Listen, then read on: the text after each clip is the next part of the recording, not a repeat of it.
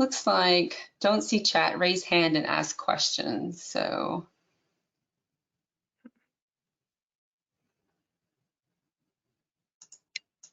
all right, well, we can go ahead and get started and maybe yeah, I've figure. never seen that before, but we'll go ahead and get started. So thank you all for joining us for this toolkit and webinar presentation featuring Kristen Hassen from Outcomes Consulting. I just really quickly wanted to go through housekeeping really quick. Here's kind of what you're seeing. If you want to listen in through telephone, you can just click on that and you follow the instructions to get there. And then you should be able to go into the questions. Oh, here you go. So you're going into questions and submit your questions there. And what we'll try to do is answer some of them during the webinar and then some of them directly after, okay? And then we've got at the end of the day, at the end of the presentation, we'll go through some, I'll show you where the toolkit is, etc. Okay, so let me turn it over now to Kristen. We are so happy to have this Kristen with us, and as a presenter today. This is such a hot topic in the animal welfare industry, so really happy to have you with us and just sharing your knowledge. So Kristen, I've got the controller over to you. Okay, hi everybody. So I'm gonna not share my screen just yet, but I just want to share a couple of things. First of all, thank you to Deb Fair and to you, Meg. The fearless leadership at PEDIGREE Foundation really consistently has kept shelters in the spotlight, particularly when it comes to dog adoptions, and has been a leading voice in the need for communities to not forget all those dogs and other pets in shelters that still need homes. And I'm guessing if you're here today, you are a shelter or a rescue, and hopefully you're one of, hopefully today will provide some useful information. Everything I'm going to share with you today is grounded in real life situations that I see and have experienced. I've led 3 large open admission animal shelters, and I now travel around the country working with the biggest, toughest animal shelter. So I'm here today in Los Angeles, getting ready to go over to BCA Charities to teach a class later, but was so excited to join you all this morning because this topic is near and dear to my heart, because shelter dogs are the absolute best. And what I'm seeing now, I've been in this field a long time, and one of the things that I'm seeing now is that people seem to be kind of turning towards online sales, Craigslist, going to friends and family to get animals. And we know that we're actually losing a percentage of people coming to shelters. So fewer people are coming to shelters and rescues to adopt pets. And we're going to talk a little bit about why that is, but we need to make sure that shelters and rescues are at the top of people's minds. Years ago, we used to talk about how, and this is, I believe, credited to Bonnie Brown, who is a longtime animal welfare leader, used to say people get a new pet as often as they get a new mattress, about every 8 years, and that we need to be top of mind for them when they decide to make that choice.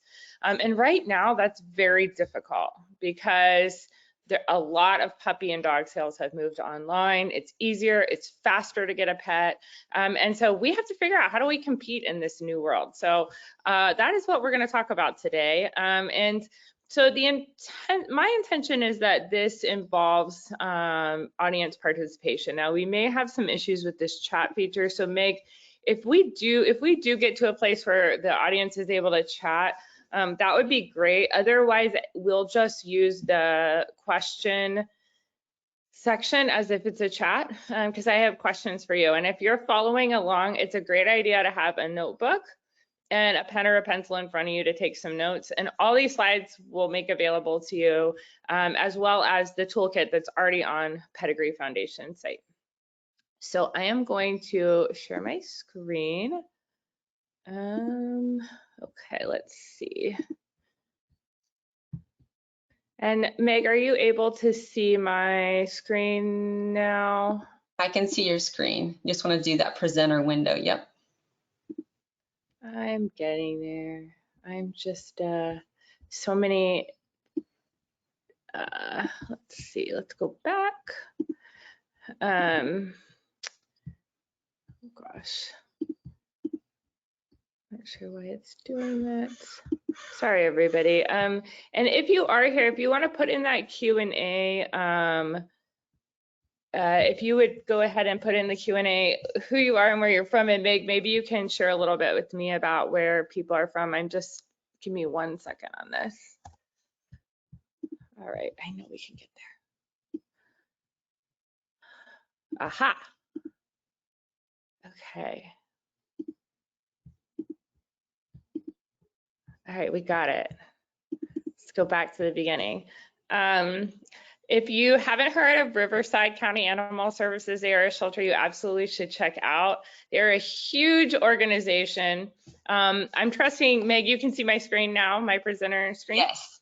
Okay, great. So this organization takes in up to 40,000 animals a year, and they have 3 facilities. This facility you're looking at right here, it's in the middle of the desert. If you've ever heard of the Coachella Music Festival, it's near Coachella, but they have a ton of animals, an awesome shelter. Kudos to the leadership of that shelter. And they have a lot of pets just sitting and waiting for homes and not a lot of adopters. They have a lot of Husky and Shepherd mixes. And so they started this program where they were putting the Huskies and German Shepherds and whatever into play groups, but they were so wired from being in kennels. They just had too much excess energy and weren't doing very well.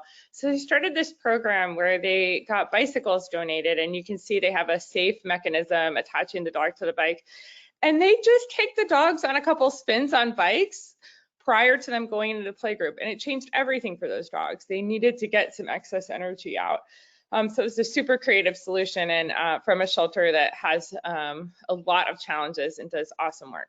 So we're going to run through about 4 sections today, and we're going to roughly take you through the toolkit because our goal is that you can use it. So the toolkit is not meant to be, it's something like 16 pages. It's not meant to be read, put down, put away. It's actually meant to be used as a tool. So it's for all of you supervisors, managers, other leadership. If you are working in a shelter right now and you're thinking, how do I train all these new staff on this stuff? This is what this toolkit's for. So just briefly about me, I let you know that I've run 3 large open admission animal shelters. I've been in this field for a long time. I started in 1999 in a shelter with an 80% euthanasia rate. I've done equine welfare for decades now, and since 2012 have been full-time back into large open admission animal sheltering. But my goal has been to try to understand some of the root cause problems, and I often do that through my own experience. So on the left there is me and my dog Otter. He's my challenging project dog who I wouldn't trade for the world, but boy, those dogs really change your life. And then on the right is Ursula, and I wanted to share just a quick personal story that Ursula was, her name is now Zora. Ursula was brought into a shelter. She was abandoned and with her sister, and they had lived in this abandoned property for weeks to months. I saw her online, and the marketing was so good for her. And it was here in Texas, and they were about to have a cold spell, and they wouldn't have been able to have her be in a warm place, and she looked so sad and so cold. So my wife and I drove to the shelter and met her and decided not to take her that day, actually. We have plenty of dogs, as you can imagine, and we're not looking for a new pet, and I thought somebody's gonna adopt her, surely. And I said, if she doesn't get adopted Monday, we'll come back. They were actually closed on Monday, but the staff was so nice. They left us alone in a play yard. They would routinely check in, ask if we needed help. When we decided not to take her, they didn't make us feel badly. But I said we could come back Monday if she's not adopted. And they said, we're closed, but you know what? We're gonna be here anyway. Just let us know when you're coming. So we did. We went back. We went and adopted her, and she. The day that we adopted her, I actually lied on my adoption application. even though they were so nice to me, the adoption application asked me all these questions and I was so afraid to get them wrong. I think the question that I know what it was. They asked for you to list your other pets, and we had 5 dogs. And I was so afraid that the 4 lines on the form meant that we couldn't adopt the 6th dog, that I didn't tell them about the 5th dog. And I realized in the moment, I eventually did tell them, but I realized in the moment how much anxiety I had. Like, I wanted them to approve me. I wanted them to say yes. I was a homeowner, and by all accounts, I would be a great owner, but I was really nervous about it. And they were so nice to me, and they were so nice to me that had there been an opportunity, I probably would have just went ahead and told them.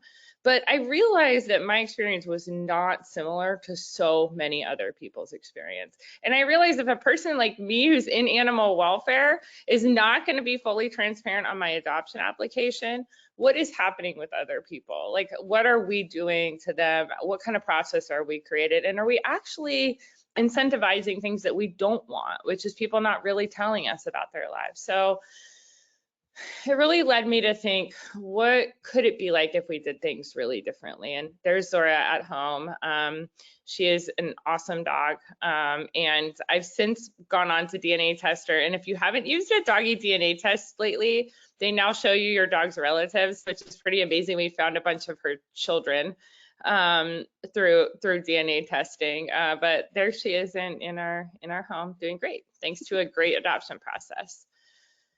So what we really want to think about now, if we want to increase adoptions, is that we have to start telling people that when they've chosen us, they've made the right choice, and that we're here to help them find a new pet, and we're here to be their first choice for adoption.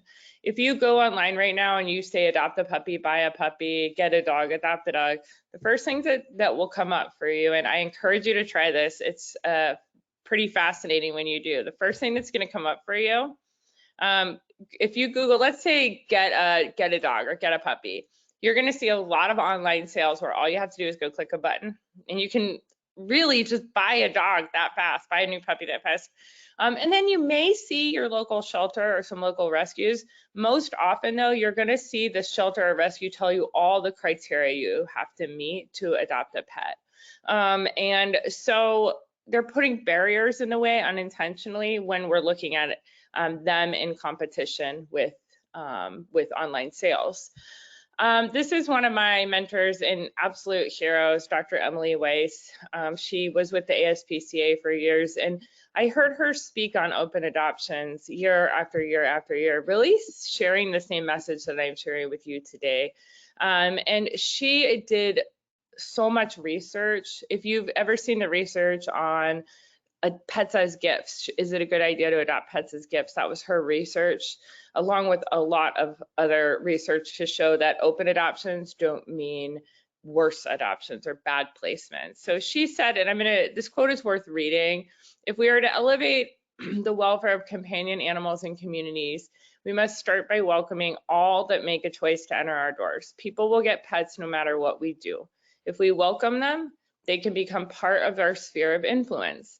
If you choose to say no, they will still get a pet. And that was a lesson that I learned early on, that if people want a pet, they're going to find a way to get one, but why not have them get a pet from us when it will be spayed and neutered, it will have its vaccines, it will be healthy, and that if they ever run into a problem, they can call us in the future and get support.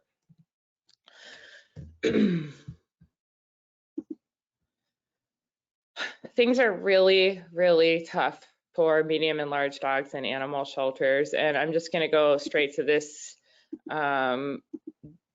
this slide, which tells the story. This is for the first quarter of 2023. You can see that non-live outcomes, that's died or euthanized for dogs, are going up, and they're going up sharply.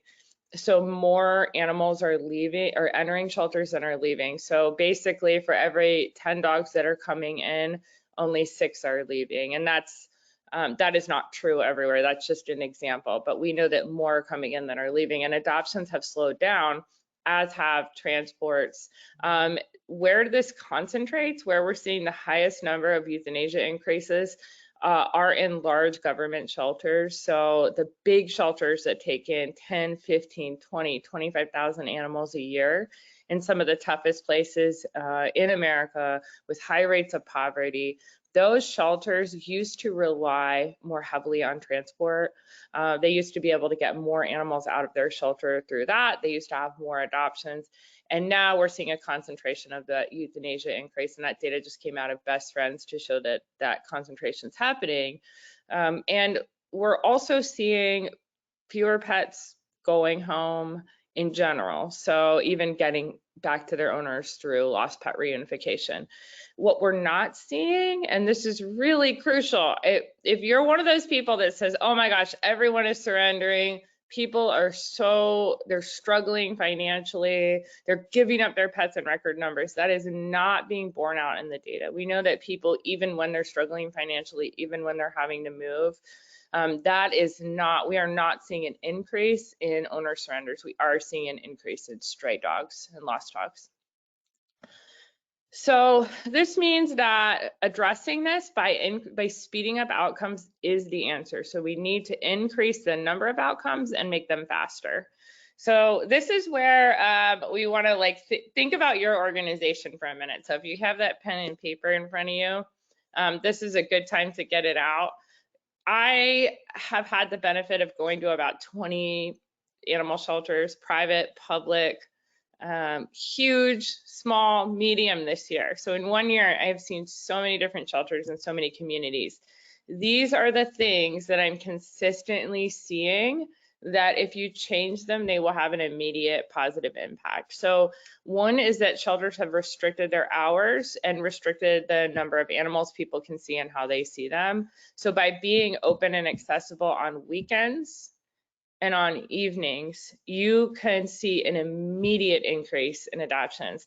That's because even though the economy is really diversified and we have the gig economy and people work a lot of different hours, still about 80% of Americans are working that traditional schedule, 9-ish to 5-ish during the week. That means that you are losing out on about 80% of your potential adopters on any given week if you're only open during those hours, those kind of 9 to 5 during the week hours. So even if you're closed more during those hours and open more on weekends and evenings, you will see an immediate benefit. Having a greeter, somebody just to welcome visitors and say, hello, here's where you go, here's a map. If you need help, come on back. That is huge. One of the things I do is I sit in front of shelters for a day or two. As a consultant, I can't really understand what's happening unless I can see what's happening when the public meets the sort of comes into the animal shelter. And what I see in those cases is that people are leaving all the time. They couldn't find anyone to help them. They didn't know where to go. They couldn't find the animal they were looking for. And so they leave, and they leave without a pet. And so having a greeter there to welcome people, give them information, and then be a stopping point if they are going to leave to say, no, wait a minute, we can help you. Hold on, let me get someone. That is a huge change, and that can be done completely with volunteers. You don't need staff to do that. So another thing I'm seeing a lot of are holds placed on animals. So there will be a hold awaiting spay and neuter, a hold awaiting a medical exam, a hold waiting behavior evaluation, these holds often go on for weeks or months. If you do one thing after leaving this webinar, one thing, go look at your inventory of your animals and see how much of the time in shelter have they been unavailable or something other than available, foster only, rescue only. All of those holds and statuses, they increase the length of time the dog spends in the shelter. And we have seen an exponential increase of the use of those holds since the pandemic. So getting rid of those holds and making every dog available and accessible from the minute it enters. And in other talks, I go into detail about how you do that, but a lot of shelters just do pre-adoption. So when the animal's still on a stray hold, they will do a pre-adoption with a clause that says if the animal is reclaimed, that the adoption will be null and void. So we also want to make sure that people can handle the animals. Another thing that happens a lot is you go into a shelter, the animals don't have collars on, they are walked with slip leads, but unless you're a volunteer or a staff member, you don't have a slip lead. And they look naked to me. They're not wearing the things that we're used to dogs wearing when they have owners. So we want to make our dogs as much like they have a home as possible. That means having martingale or regular fitted flat collars on them, having them walked with regular leashes, and having appropriate walking equipment, because a lot of the struggle is that dogs stay in their cages more and get out less because we don't have that. And that also increases their length of stay. We also, during the pandemic, we saw adoption counselors and staff moving away from animals and into office spaces. And I'm not sure why this happened. I think we could speculate, but having adoption counselors who work in your kennel areas, you can set them up on a remote workstation or an iPad, but having them work in the kennel areas and meet the animals, you should not have people doing adoptions that have not met your animals. And that is my opinion. And so, but it's grounded in some pretty good reasoning, which is that when people are doing the adoptions and they don't know the animals and they don't handle them and they've never met them, they cannot be effective adoption counselors for those animals. And they often miss opportunities to help connect people or tell them something really meaningful about the pet. And so having your adoption counselors be people that interact with and know the animals is another change you can make that's pretty easy and has a huge benefit. Make sure your adoption does not take more than an hour, start to finish. We live in a world in which everything moves so quickly. If your adoption is taking longer than that, chances are you're missing out on adopters who are walking out. They're getting frustrated and leaving. So speeding up that process itself, and then putting more support on the back end. So that doesn't mean, I'm pretty conservative. I want all my animal, when it comes to where my animals go, if I'm running a shelter. I've run shelters with intakes of about 20,000 animals, so we have 1,500 in custody, but I want everyone to go to a great home. I want every animal to go to a great home. And so that means that I want to make sure that people have tons of support when they leave. Even if that adoption process is short, I want them to be able to leave and then know that they can call us anytime and get help. And then the last one I'll mention here is to change your kennel cards. And I say change your kennel cards because I haven't been in very many shelters with great kennel cards this year. I don't know what happened. We were doing really well with this as an industry. And now I go into so many shelters and it's these plain little black and white cards that don't really say anything about the animal. This is an example on the left, and I use this one. This is from one of my old shelters that I used to lead.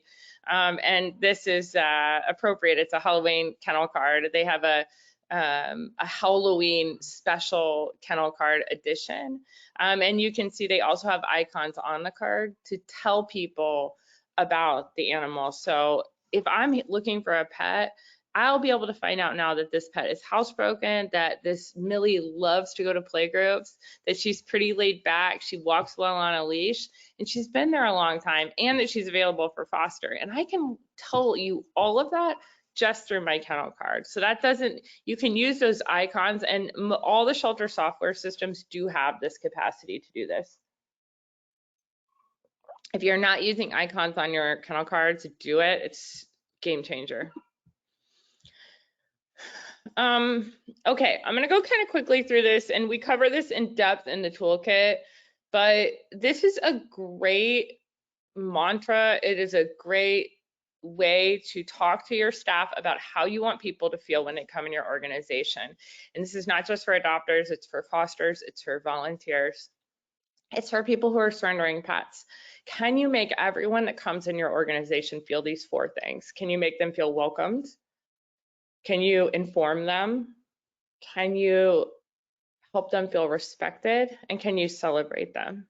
And these are easy to remember words for any new staff member. So by making people feel welcome, this is an example. So this gentleman, he is the sole employee of the Refugio County Animal Control.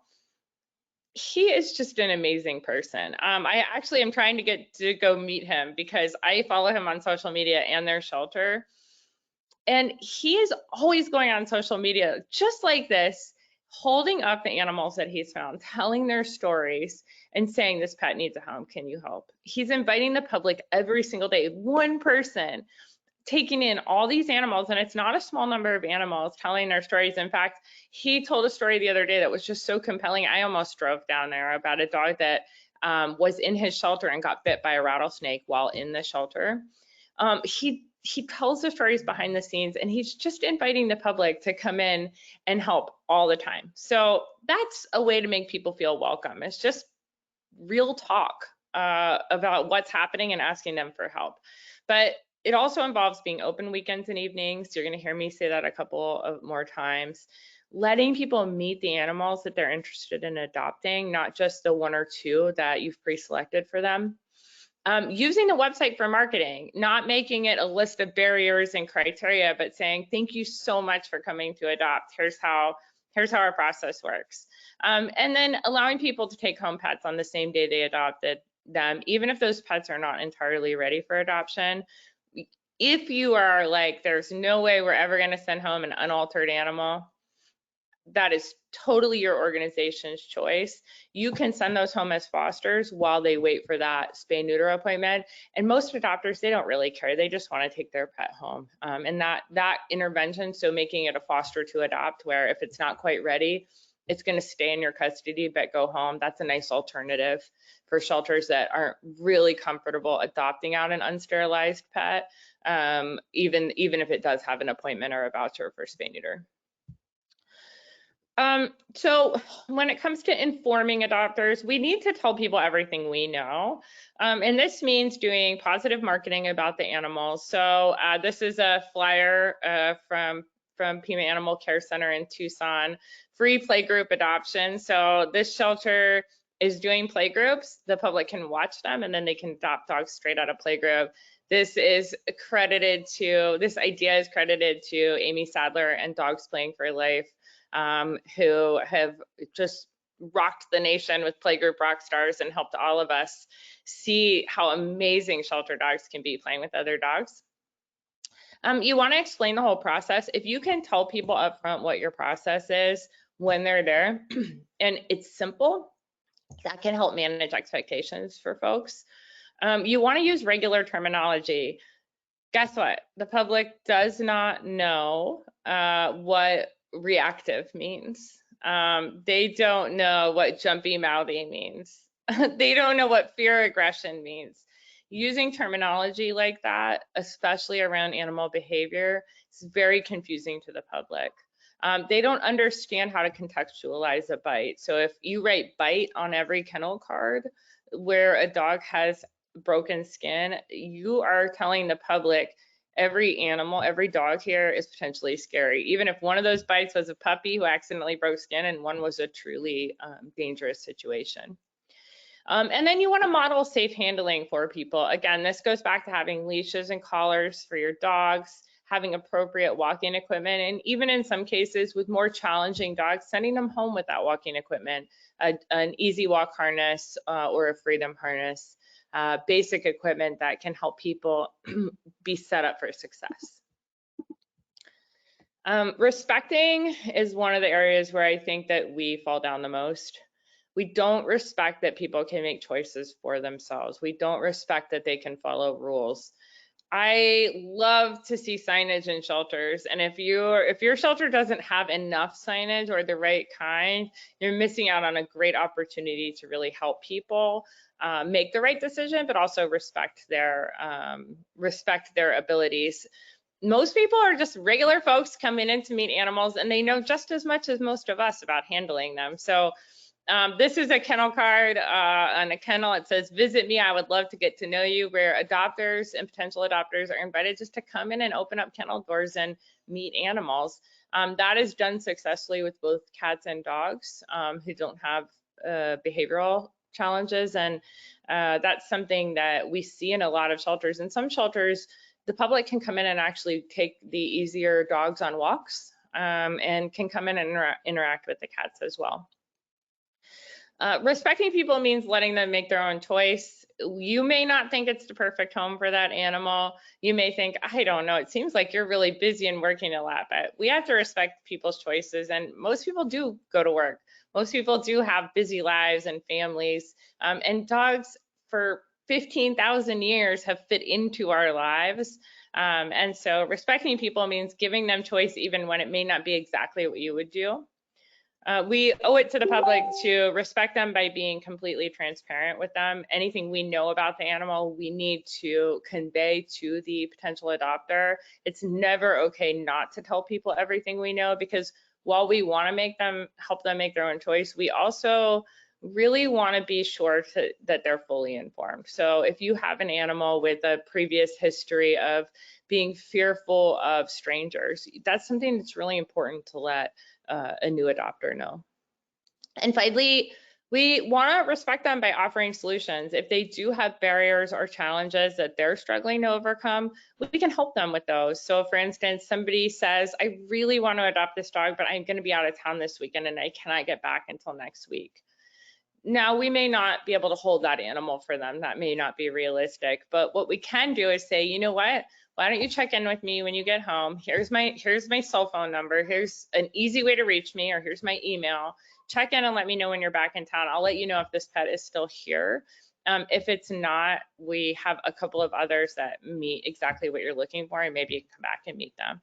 And that's a way to say what we often hear in shelters is, instead of that, folks will say, the shelter worker will say, we don't do any holds. And that doesn't show respect to that person's willingness to come adopt. And it also is potentially a turnoff for that person. They're saying, oh my gosh, I really want to adopt a pet, but I need a couple of days.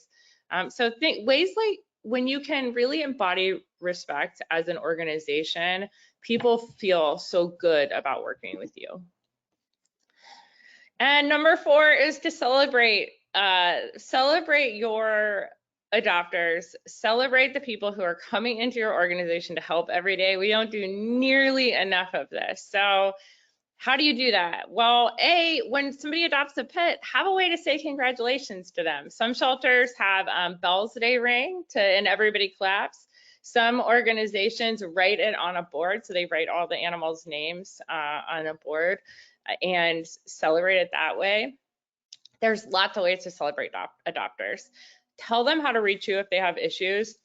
When we think about pet returns, one of the top reasons people actually return pets isn't because they don't want them anymore, it's because they couldn't reach anyone to get help or advice. And so they got overwhelmed and they bring the animal back. Make sure there's a post-adoption phone number that can be managed by volunteers that people can call and get advice and information in those first 72 hours to a week, where we tend to see returns coming back just because people have a problem with their new pet, or the new pet's taking a little while to adjust. Say thank you to them. Whenever we have someone adopt, just telling them how grateful we are and how they've contributed to the mission. One thing people don't realize is that when you adopt a shelter dog, you are actually saving 2 lives, because you're saving that dog's life, but then you're saving the animal that's going to come in and utilize its kennel. So it's like a 2-for-1 deal. You get to get your new baby, but you also get to save the life of an animal who truly needed that kennel. And telling people that means that they may send their friend to you the next week, or their family member, or they will become ambassadors to help get more animals out. And then finally, don't let your adopters leave without asking them to do more. So this is an example of a poster hanging in this shelter that invites people to become volunteers, and it's really simple. They just sign up while they're there.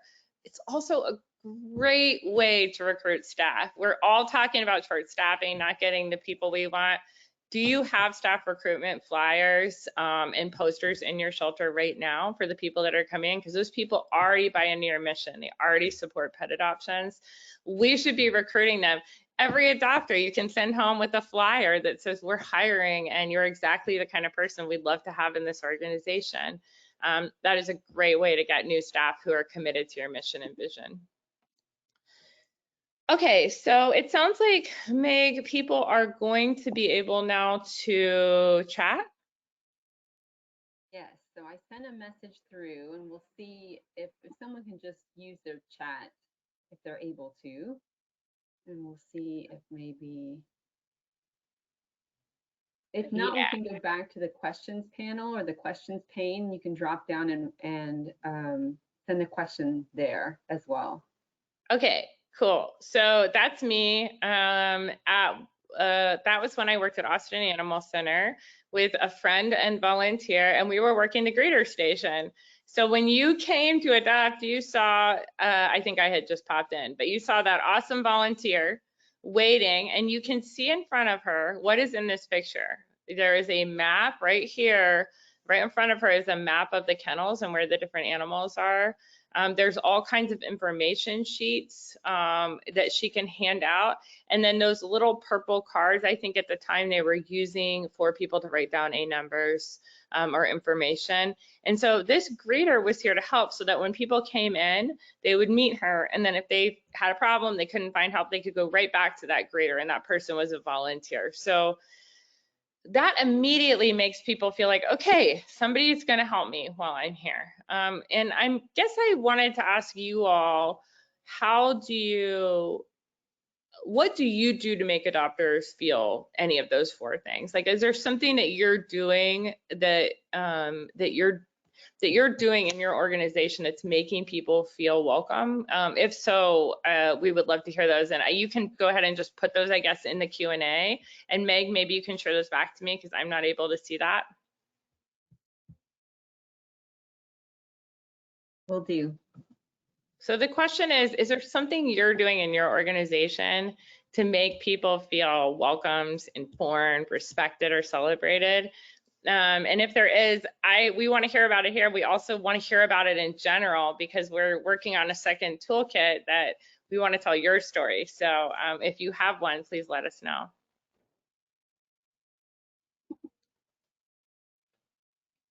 Okay, so Meg, as I'm asking these questions, I'm going to just keep going, but if people do chime in, you'll stop me? Will do. Great.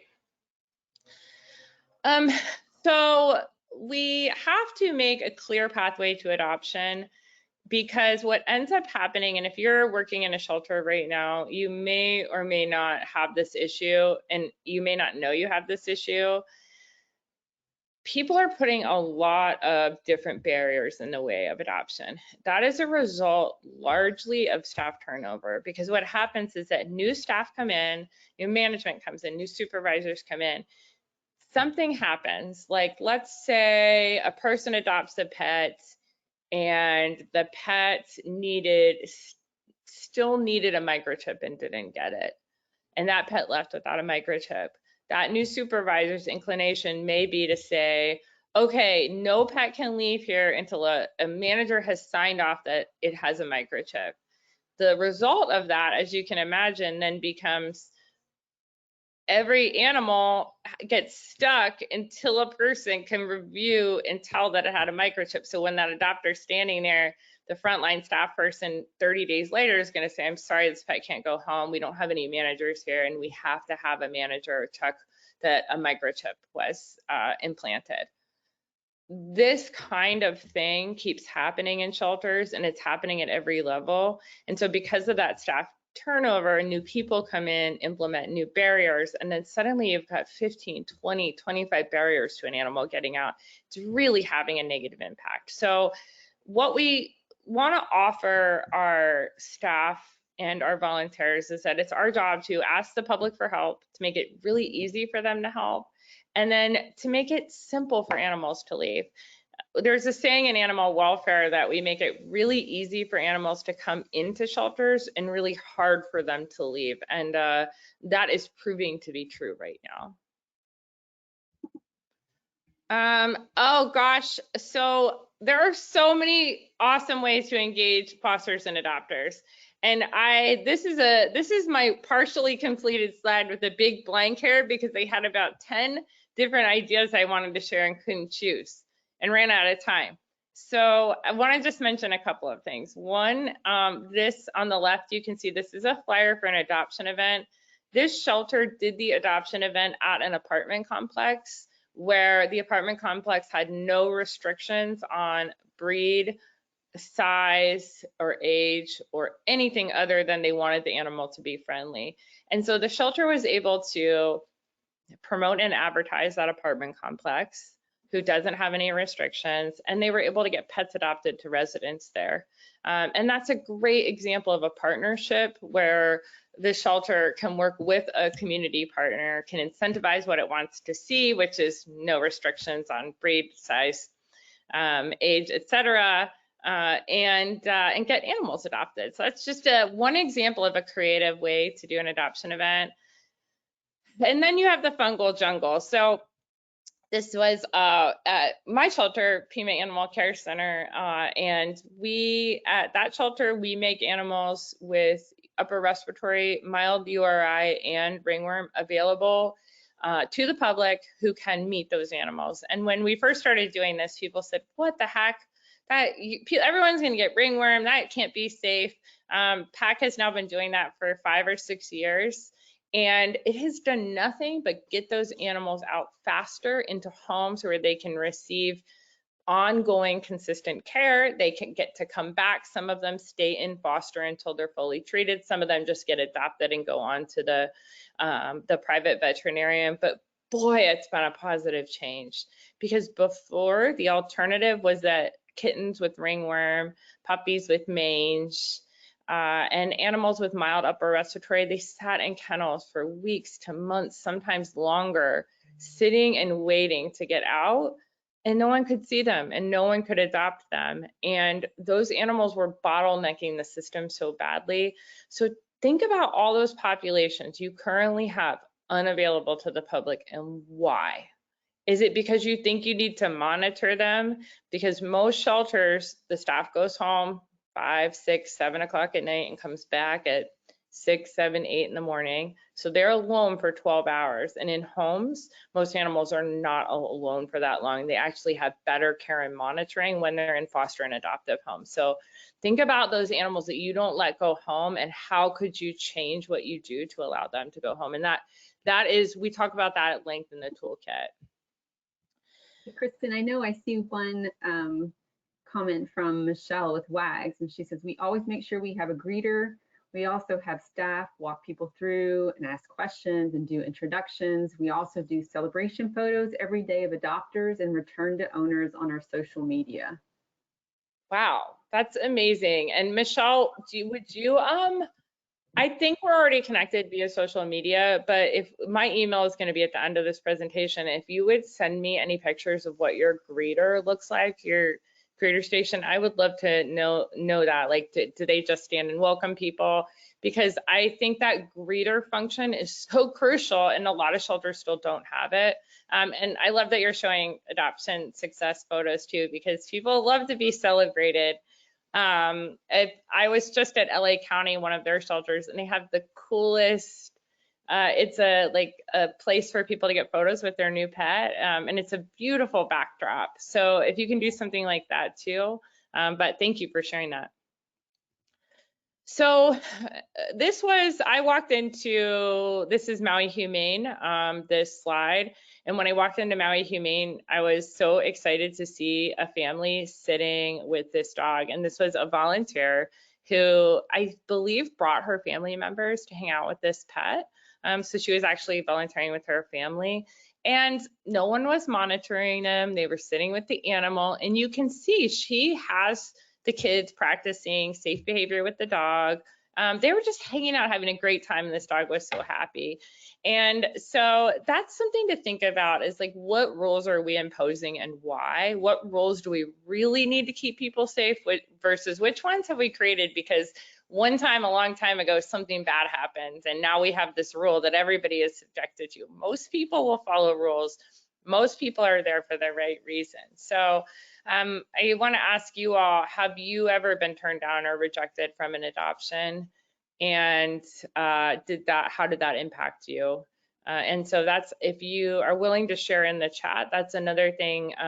If you have been rejected, I'm curious why and how did that make you feel? What we find is that even within our industry, many people in our industry are regularly rejected from adopting. This is Amanda, and throughout the toolkit, you'll see that we have a lot of quotations and advice from experts. But Amanda talks about how being able to adopt, she was only 18 when she adopted her first dog. A lot of shelters would have turned her away. They would have said, no, you're too young. And she says, I suffered from severe depression at the time, and my dogs truly saved my life. It hurts to think about the fact that the majority of places would have rejected me solely because of my age, and I was a college student, when pets are dying in shelters on a daily basis due to lack of space. And if you're a shelter that is restricting people based on age, it's really something to think about, because I was an 18-year-old that had dogs from the second I left the house, and I was a great dog mom. Was my life in order? Did I have it together? Absolutely not. But my animals always came first. And for people like Amanda and myself, and probably many of you listening, that is also the case. So turning people away from adopting, they are still going to get an animal. And what ends up happening is that they won't go to a shelter in the future if they have felt turned away or rejected. So when I talk about this issue, people sort of think of it in black and white terms. Either you have open adoptions or you have strict adoption criteria. And I'm not suggesting that you don't have criteria for where animals in your custody go. As people that run rescues and shelters, we invest a lot into animals, medically, behaviorally, and we love them, we care about them. And so finding a great home is consistent with also replacing all those rules with just talking to people. I don't know about you, but I've had a lot of conversations with folks who've come in to adopt where I've been able to steer them to a pet other than the one they were looking for, or I've been able to encourage them to take home 2 animals and not 1. So for people that work busy lives, busy schedules, one frequent question that comes up on adoption applications a lot is, how many hours are you away from the home? And for a lot of shelters and rescues, if people say 8 or 10 or 12, they will not be allowed to adopt because that is considered too long to be away. But what if instead we talk to people about what it means for an adopted pet to live in isolation, to live alone, to be alone that long? We encourage them to get not 1, but 2 pets. This is great when it comes to kittens, for instance, even young dogs. What if we encourage them to get siblings from the same litter? What if we encourage them to have a pet sitter coming in every day, or a dog walker coming in every day and giving those animals a break? So without saying no, we can still guide people to what we all ultimately want, which are good lives for the animals in our care. And this is a more fun job to do. I think that ultimately the challenge right now that I don't have an answer for is that most shelters are really short-staffed. They are working in crisis and they don't have any time. And so if that's you, I see you. I think this is going to take a couple of years for us to really figure out. But we can start laying in these values now with our staff and volunteers, so that as we do build more stable organizations, we generally trust people. We give them the benefit of the doubt and we send them home. This was the dog you see here is one of my favorite adoption stories, but he was adopted after his owner surrendered him to the shelter. His owner was forced to surrender him when the landlord said the dog is getting out from the fence and he's barking at everyone, he's got to go. The dog came in. He ended up actually on a euthanasia list because he had stranger danger in the shelter and was pretty unhandleable. And my assistant at the time came and said, this dog lived with other dogs, he's lived with cats, his owner didn't want to give him up, can we try to get him back home? And we did. It took about 2 months. His owner was living in a very, very, very low income situation. We initially tried to help him find a different place to live, but we couldn't find anywhere in his price range. So we called the landlord and worked with the landlord on how do we get this dog, how do we create a situation in which this dog can live here with this person that loves him? And the landlord worked with us. We were able to repair the fence, and we were able to give this dog some training. And we did that with the owner, who came back every single day. The dog was with us 1.5 months, 2 months. the owner came back every single day between his 2 jobs and actually did little training classes with one of our volunteers and worked with his dog. And then we readopted the dog to him and sent him home with all this stuff. And so we got the dog neutered. And this was just it felt like a real win because it took extra time and effort, but ultimately it's like, that's why we're all here, is to create these better lives for animals and people. And I know, Okay, Kristen, we've got a few more comments. Yeah. Claire at All Kinds says, we create memories with our adopters by posting pictures of their gotcha day on our Facebook and Instagram, or even by creating TikToks of short videos of them getting out of their kennels and then into their new homes, out of the shelter. Oh, that's awesome. Oh, I want to see those. Please, everybody, I'm on social media, Kristen Hassen. Please tag me in these things because I want to see and feature your and we at PEDIGREE Foundation, one of the things I get to do work with this amazing organization, but one of the things that we're trying to do is feature more of your work. So if you let us know when you do things like that, you can simply either tag me on social media, or you can send an email to me or the folks at PEDIGREE Foundation. We will feature your work because that's amazing that you do that. That gotcha date photo and the filming, there is an Instagram or TikTok account called Katie and the Snoots. If you don't follow that, you should, because it's literally just getting dogs out of kennels and them going to their new homes. It's these tiny little snippets of great news. So that's really cool to hear that you do that. What else do we have? I think somebody, so Rob from the UK is saying, you know, one of the things that he felt when he was trying to adopt was he was told that they would never be at the top of the list for the adoption of any dog because we already had cats. So he said he ended up adopting from overseas. Wow.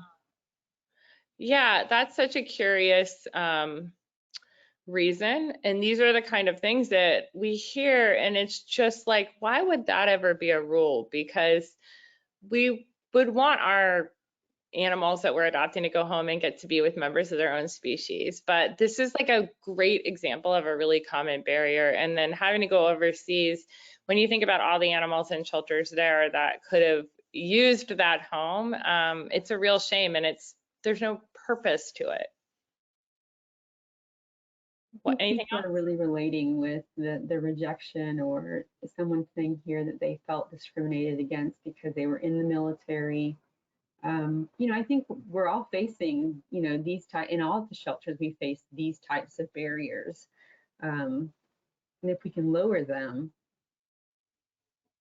I think we would have more adoptions. Yeah, the military discrimination is really a problem because when service members go to active duty, there isn't a plan for their animals. And that is something we should be helping with. We should be helping service members find foster care for their animals while they're overseas. We talk so much about, you know, how do we support people who are serving our country, and this is a great way to do it. And so what we instead see is oftentimes people who are in the military are not allowed to adopt because they may be deployed at some point, and that just is absolutely unacceptable. We can do better than that. So that's a good example. Thanks for sharing. I know, and someone else is saying, Mark is saying, we do have a greeter, and generally people do not have to wait to see an adoption coordinator. One issue that we have had is that we try to get potential adopters to fill out an application before seeing the pet. It helps us to get the information on them to avoid showing them animals they cannot adopt, maybe not good with cats or too big for their apartment, not good with kids. We have had walk-ins who are bothered by this process. Yeah, I would make that an option, but not a requirement. And a great way to do that is just put it on your website and make it a fun questionnaire, like tell us about you. Don't make it an application. So if you make a like help us learn about you form on your website and make that an option for people, that is a great a great way to that can be a great way to help people do it if they want to. It can be an optional thing. It's just like matchmaking. So like if you're doing matchmaking, you can actually give people the option to meet animals up front when they come to your shelter. So you can say, I learned a little bit about you. We're going to give you 3 matches. We're going to have you meet those. That can be an option for people. It shouldn't be a barrier. And a lot of times things like this, the pre-application or the matchmaking up front, those can be barriers because if somebody like me came into a shelter, I'm going to connect through the animals that I see in front of me. And many of you are probably like that too. You're going to connect with the animals that you see, like as you meet them. You're maybe not going to want that level of service, but other people do. So I think it's a good practice to have because it is nice to know, but I wouldn't make it a requirement up front. Anything else, Meg? Yeah, I think people are saying, you know, the applications help because when we are short-staffed, serious adopters do it and everyone else gets to walk through, and we still take time to talk. Yeah, I mean, if you're saying if somebody is really committed to adopting, that they're able to get kind of do that work, so they've done it up front and then other people can just walk through and look, and I think that's fine. If you offer that to folks, that's great. If you don't make people do it, it's also great, because the idea of a serious adopter too, that really depends. I mean, if I go into a store, I'm here in LA, so I've been to several stores, and I'm going in and I wouldn't say I'm a serious shopper. But I saw this great sweatshirt that is extremely comfortable, and the salesperson said to me, this just happened yesterday, he said, I love the sweatshirt so much, I'm gonna buy one. And he said, if you get one, we'll match. I don't know why, that turned me into a serious shopper, and I have a sweatshirt on today. So thinking more about like, how are we treating potential adopters as customers can be really helpful, because a lot of folks are just going to look, but if they see that Ursula/Zora, if they see that one dog that grabs their attention, suddenly they become a serious adopter. But we want to be careful not to shut off those possibilities. So if you have any of these things happening in your organization right now, I sometimes wish I had a magic wand and could just fix all of this for every shelter. I think it would change everything for us. But these things we're doing to the public are a huge part, maybe the reason why we're in the situation we're in. Making them unavailable arbitrarily, keeping kennels locked, putting padlocks on kennels. You can achieve the same level of safety with the carabiner, because when you're locking kennels, you're really trying to make sure the doors don't inadvertently become open. Just put a carabiner on your kennels, get rid of your padlocks. Padlocks give the wrong message to the public. They're actually really unsafe as well in an emergency. Requiring people to have an appointment to meet pets. This is somewhat controversial. Some smaller shelters with lower populations find the appointment-based adoptions to be really effective. But if you are full, if you are euthanizing for space, requiring those appointments is slowing down your outcomes process. Not allowing people to take home animals on the day they adopt them, requiring the application or the vetting before people can meet animals, requiring dog-to-dog meet and greets. There's no data or evidence to suggest that making people bring their current own dogs to meet a potential dog increases safety. It actually is more effective to coach them on how to introduce their animals. Requiring every family member to be there, just not necessary. It slows down the outcome process. Holding pets in the shelter, even after they've been adopted, waiting spay neuter, awaiting different, maybe something they need medically, that is slowing everything down. And then requiring every other pet to be vaccinated. This is another area where I think when we have these requirements that we don't even meet ourselves, that is a problem, because we're imposing barriers that we can't even meet the criteria we're imposing. So here's my example. So I'm going to ask you a series of questions, and please do this with your staff. This is the most fun activity, and it's really revealing.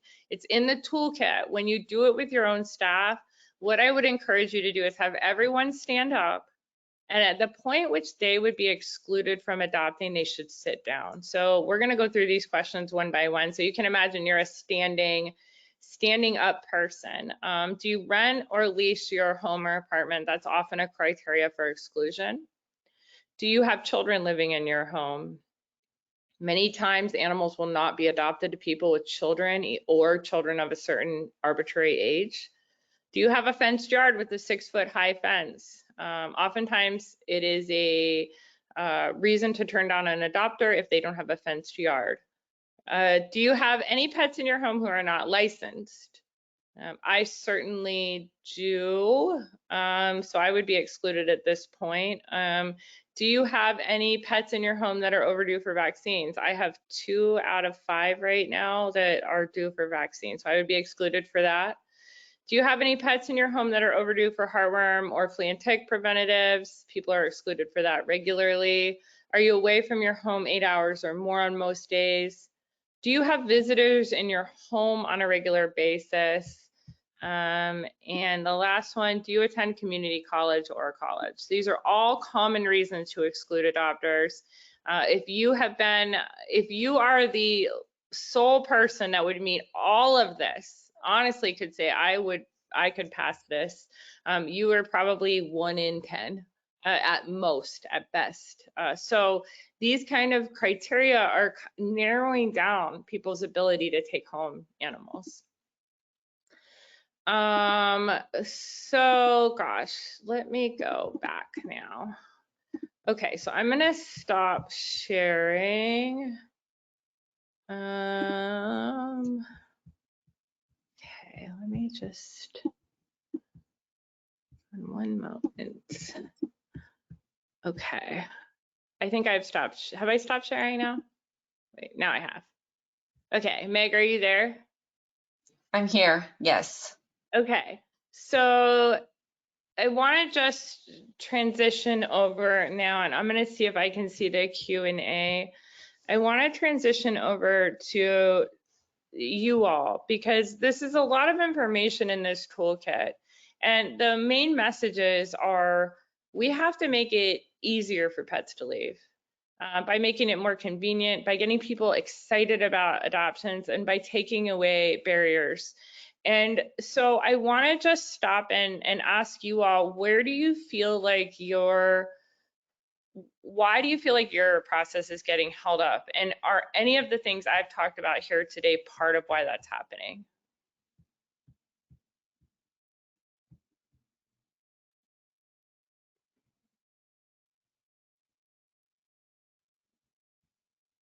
And so you're going to have to use the Q&A feature for this, but we'll just pretend it's a chat.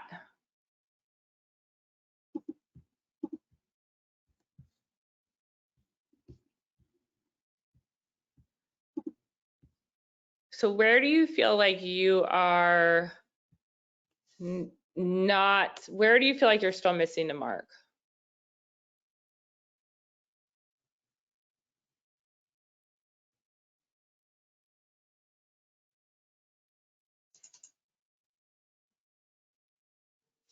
And May, you can go ahead and read me those answers.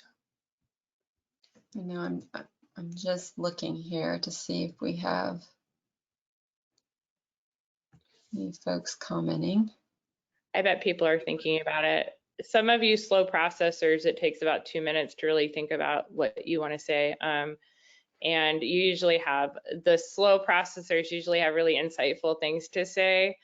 I am thinking about when you think about it, think about what does it mean for an adopter to come into your organization and adopt a dog. And that can be from the beginning on your website all the way through to when the animal goes home.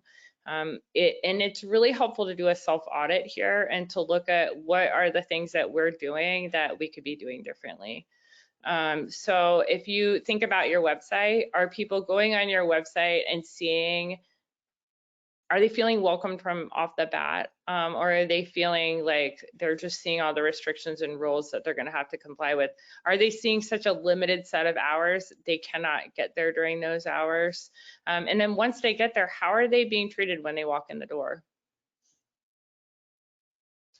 I know here's one that's saying, you know, we've implemented the vast majority of these approaches and we are still struggling to move animals, specifically large dogs. And to this person, who said this comment? This is Lydia. Okay, Lydia, can you just tell us what are your hours? Like, what are your hours of operations?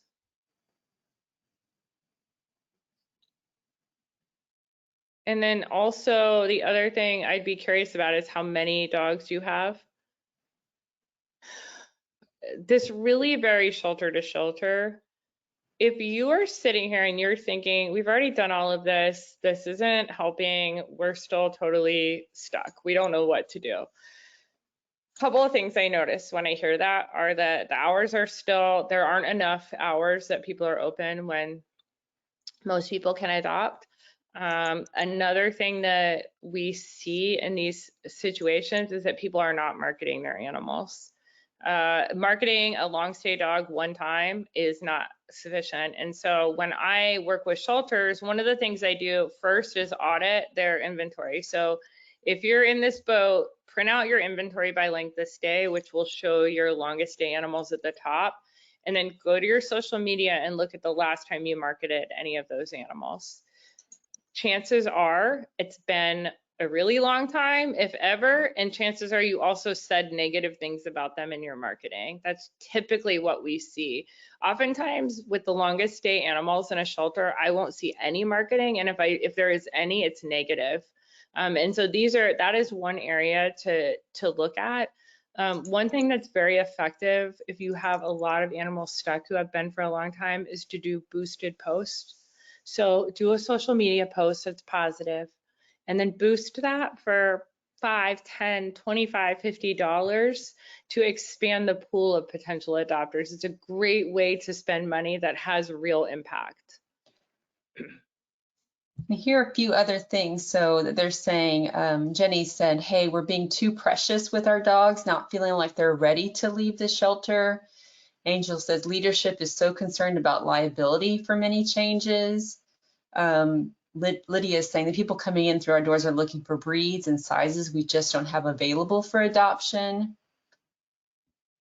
Okay, so let me start with Jenny, which is they're not ready for adoption. Every dog should be ready and available for adoption from day one. Putting holds on them and making people meet specific criteria, that is coming from a place where we believe we know better than the public. And the fact is that in animal sheltering, we're often driven by our bad experiences. I can say personally, I'm really nervous around dogs. I've been in this a long time and I've just seen too many bad things. Because my job was the director. So the worst situations that would ever happen would come to my plate. If a dog really hurt someone out in the community and came into the shelter, I would be the one receiving that information. So it really changed my thinking. Like it worked my thinking where if I meet a new dog now, I think back to that worst thing that ever happened and I think, oh gosh, could this dog be that dog? And we really have to recognize that when we work in this industry, our brains get kind of mushed around and we don't see things very clearly. And the vast majority of dogs coming into our care, they're just dogs. They need to get home. They need to get back to their community. They need to get back into a home.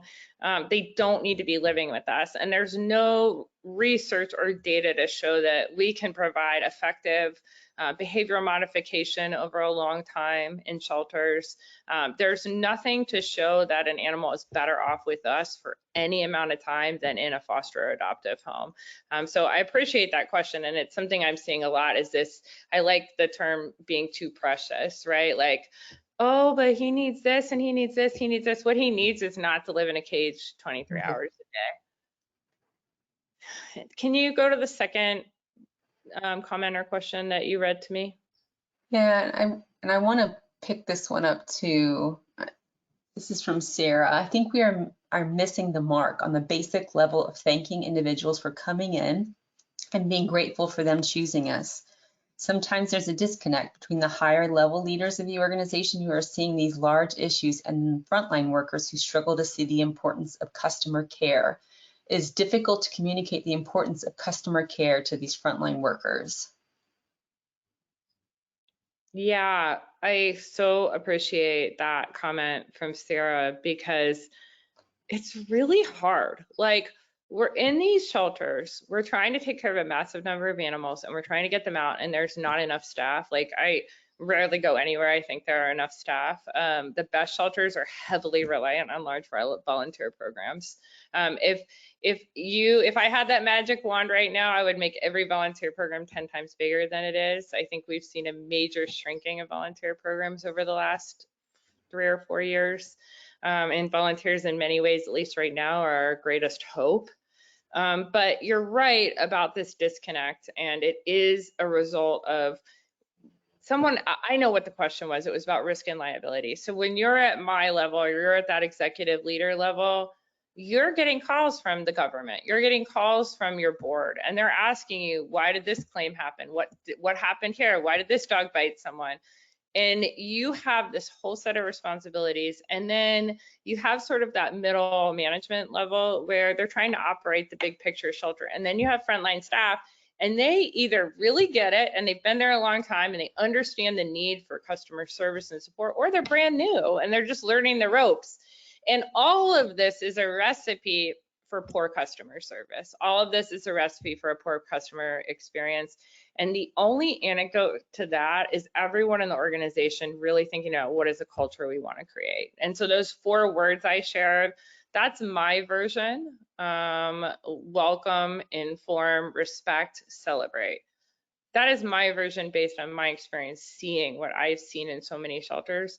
But you and your organization, you need your own version of that, because those simple values can guide a lot. We all know what it means to make someone feel welcome. We all know what it means to feel welcomed. We don't have that. It's not rocket science. So if we can think about what would it mean for everyone in our organization to really truly feel welcome, everyone in the organization has to be accountable to that from the top to the bottom. So from the leadership to the frontline staff, and then new employees have to get trained on that it is our job to make everyone feel welcome when they walk in this place. So if you are finding that you are short-staffed, or you do have these disconnects, if you can come up with those values and really think about what do they mean, and the toolkit will help you do that. So the toolkit is actually designed for you to use in staff meetings, and there's a lot of exercises. There's like 5 exercises in the toolkit that you can do with your team, and by doing those exercises, you're going to get yourself there. And it really helps because I work with shelters that don't have any money, any time, and enough staff. So everything that we are sharing here today is stuff that you can do whether or not you have those things, because we recognize this problem of short staffing and underinvestment in animal services. This is a national problem that needs a solution. We don't have one yet, and we have to keep operating despite that.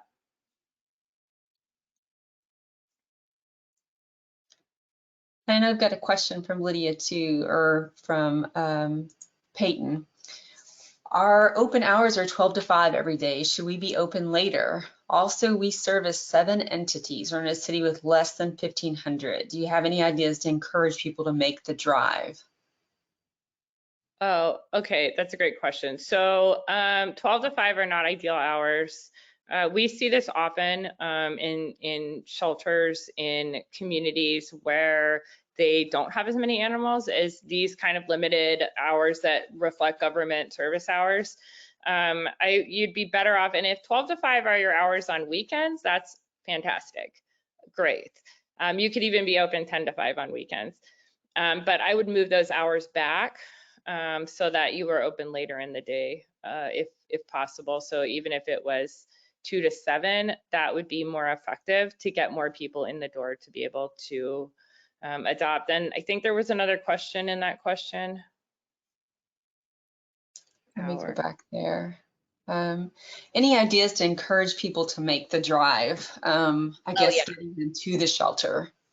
A couple of things you can do. One, you can do remote adoptions and take animals to people. You can do adoption events facilitated by all volunteers. You can often do these through your local pet store.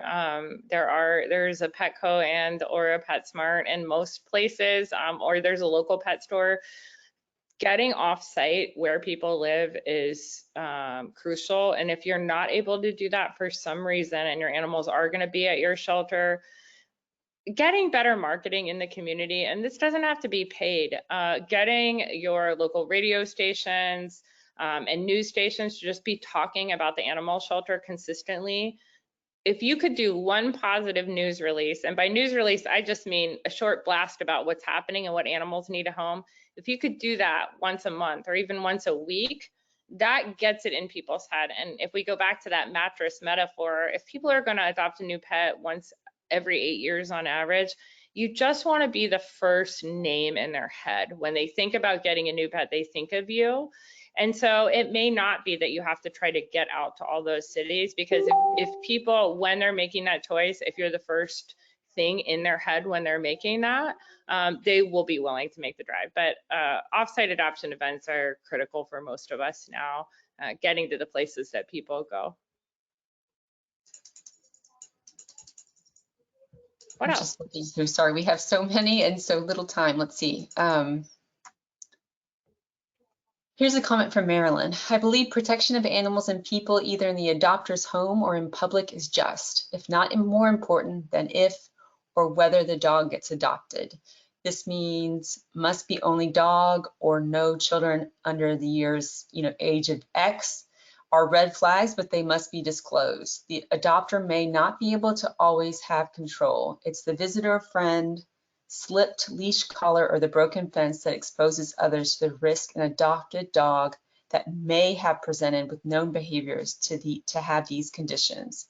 Some of those stop questions may be very appropriate if they're related to a specific dog. It's a tough call, but getting dogs adopted is not more important, in my opinion, than the life of or injuries to another. We can't live in a tunnel of fear. It just seems it's best to err on the side of caution.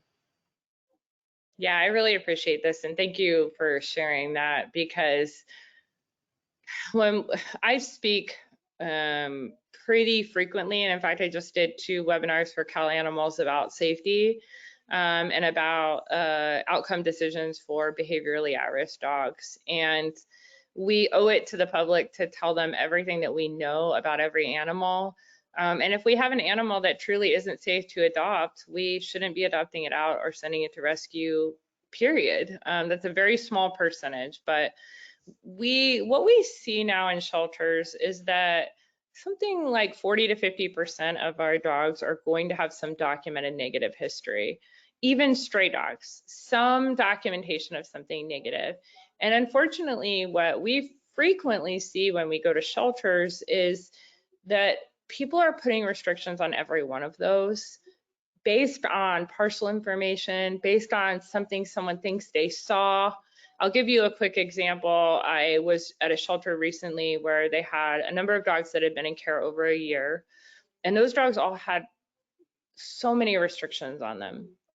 And one of those dogs, she had been in care a year with an only dog restriction because it was suspected she may not be good with other dogs. No one knows why, where this note came from, but there was this note. So we put her into playgroup while I was there, and she was absolutely fine with other dogs. But she spent a year in a shelter because someone thought maybe she wouldn't be good with other dogs. That is the norm. So that is what I see more often, is that we have partial or incomplete or subjective information we're using to put barriers.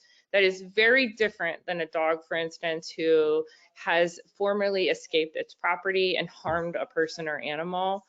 That is a very different scenario. That's a known history. And I'm curious what the person who wrote this comment thinks about that, because I completely agree that animals that have known documented histories of behavior, we do need to be really clear with people about future risk. We don't need to terrify them, but we need to be really clear with them. And if we're feeling like we're so nervous about placing this animal that we have to put all these stop signs and all these barriers, we may not have a reasonable outcome for that animal at this time. Like, we may need to think about what are we doing placing this animal. But that is not the norm. And so when I speak about this, I think that shelters have a responsibility and rescues have a responsibility to be really careful to balance what restrictions they're putting on an animal versus what the impact of those restrictions is, because it's oftentimes the restrictions themselves that create the dangerous behavior when dogs decompensate and fall apart in shelter. So I think it's not like an either or, it's more nuanced, if that makes sense. I know I hear this one a lot from even our local shelters here. When people are concerned with the adoption fee, it worries me that they can't afford vet care. So this is staff saying, it worries me that they won't be able to afford vet care. Yeah, I mean, that's a reasonable concern. It kind of depends on how much your adoption fee is, and it kind of depends on what they're saying about the adoption fee. So are they saying that's too much? Can you give me a discount? Have we created a system in which we often fee waive adoptions? So, or other shelters in our area do, so the public expects that? Like, why is the person saying that? And what I would say is that I worry about anyone being able to provide care for their animals. I worry about myself being able to provide care for my animals. People are living remarkably precarious lives. We are all as safe as our next few paychecks. The vast majority of Americans don't have savings accounts. They have credit debt.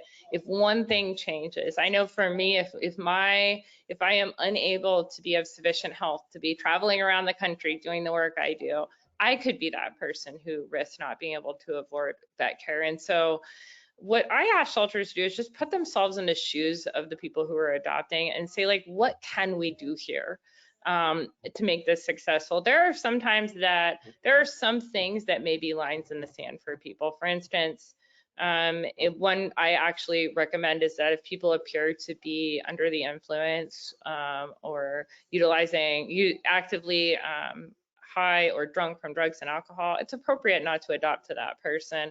If that person discloses they just lost their job and their life is incredibly precarious and they're, not sure if they have stable housing, I might just find out more about why they came to adopt a pet that day and learn more about them and try to figure out, could we find a situation where maybe they say they just really felt like they wanted to help an animal. Maybe we could foster a pet to them.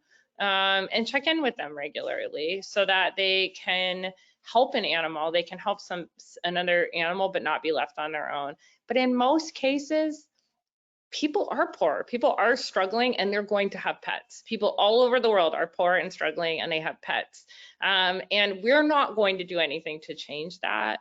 Ultimately, if we decide we don't want to adopt to people that are experiencing poverty, or we want to have income qualifiers, those are real questions to ask about where is the line between discrimination and really having good adoption processes. But unfortunately, we live in a world in which people struggle. So trying to find a pet in a scenario that fits people's lives, but then providing them support on the back end. And that's where we won't even have time to get into that really today, but providing that post-placement support, there is a key there that we have not pursued as an industry, where we can really be there for people as they struggle through challenges. And I want to give one last quick story, which I think is a really cool idea that everyone should do.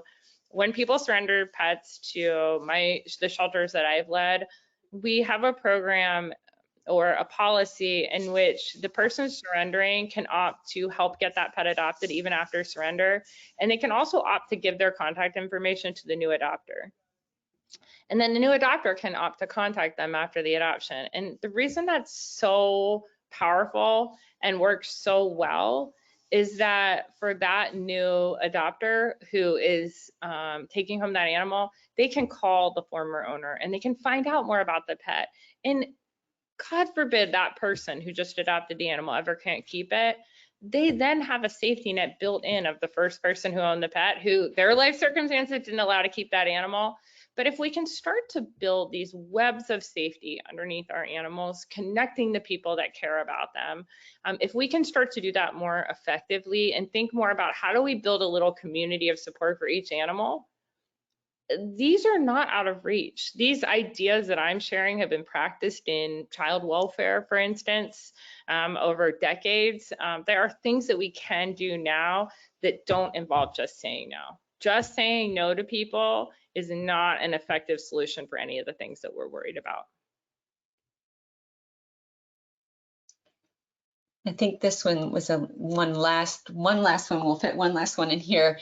And this is from Michelle again. We need grants to approve social workers working at shelters to do pre and post work with our staff as well as adopters, as long as the social worker understands the animal shelter in the world. Yeah, I think having a social worker can be great. You don't have to have one, but it can be a great addition to any team. You also can just train your staff and give them the time and space to talk to people. At one of the shelters I went to, we just set up a table out front and we just started talking to people and asking them, why were they surrendering? What were they coming to adopt? We just started having conversations. This shelter saw an immediate change in their intake numbers. They've since kept out something like 3,000 animals. This was in June we were there. I was there. They've kept out 3,000 animals, not by turning anyone away, but by helping them solve problems. I think that regular people can do this work too. If you haven't looked into mutual aid as an approach, it's people helping people basically. We can do this work, and we should have social work be our guide. Like, social work is a great model. For some shelters, I would encourage you, if you're just like, if that's never going to be financially within your reach, maybe you have a volunteer currently who is a social worker who can help you better develop your intake questionnaires or your adoption questionnaires and really talk to people. But I think when we talk about getting social workers, what we maybe mean is that we need a different framework for how we engage the public. And that's really what this toolkit's about too. No one has time to read. In fact, in writing it, I tried to keep it as short as I could. And, you know, we in the PEDIGREE Foundation team really just like kept trying to make it shorter and simpler and easier. And so it's really built to be used. If you do use it, please let us know how it went. But the whole methodology of what is advocated in the toolkit is very similar to engagement-based social work framework, where we're just people talking to people, people trying to help people. There is no animal welfare academy. None of us have some secret hidden knowledge. We're all just trying to help pets. And if we can do less to create barriers and walls between each other and do more to open up avenues that animals can get into homes and make it easier. And then I think to the person's point who said, you know, I'm more concerned about good placements than getting than a lot of placements. There's certainly a role for people who are more focused on creating great matches through a very individualized approach that takes a lot of time. You can utilize those people in your organizations. One way that we've utilized volunteers is to have volunteers deliver pets to people, and that way they're not doing a home inspection, but they're taking the pet home and they're getting it set up correctly in the first few hours that it's home, and that can make a huge difference and make or break an adoption. And I think here we will end and just thank you, Kristen, for this toolkit and for writing this and supporting adoption in these ways. And I know here at the PEDIGREE Foundation, we just appreciate you, but not only all of you out there on the front lines that are working to help pets. We see you. We know it's been a difficult time. We just want you to know how much we are grateful for you and appreciate you. And so this toolkit will be available online, but then we'll also receive a recording of this webinar tomorrow, okay, once that's all fed into the system. And if you have any other questions, you see Kristen or you see myself listed here with emails, and feel free to reach out, okay? Please reach out. So happy to have you all today. Thank you, Kristen. Thank you. Yeah,